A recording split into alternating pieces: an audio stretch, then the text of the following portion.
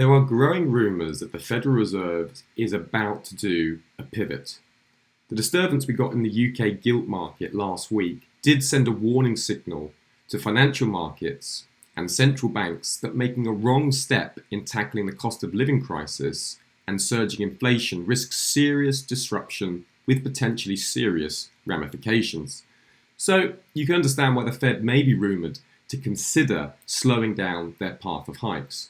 Furthermore, on Monday, the US ISM manufacturing PMI print missed across the board. If we just take a look at the print that we had on Monday, what we can see here is the headline missed on a print of 50.9, which was nearly below the minimum expected, and all the metrics printed lower.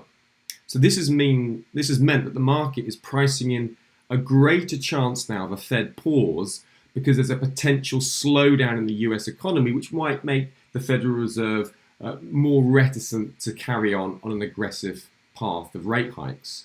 Now, if we look for Wednesday, do keep a careful eye on the US ISM Services print that is due later in the session. If this misses and we see the headline coming in below 54, and if we saw prices paid moving lower as well, then that could mean we see another decent leg higher up in the S&P 500 again. And the strong seasonal pattern for the S&P 500 now could support that outlook. So if the Fed do pivot or are perceived to be more likely to pivot, this potentially could be a good time to enter S&P 500 longs. The major trade risk here, of course, is that the Fed don't pivot and keep to a hawkish rate path. Also, if the incoming economic data means that the Fed are less likely to pivot, that's a risk, as well as the fact that earnings could still move sharply lower even if the Fed do pivot. So there are considerable risks despite the positive seasonal outlook.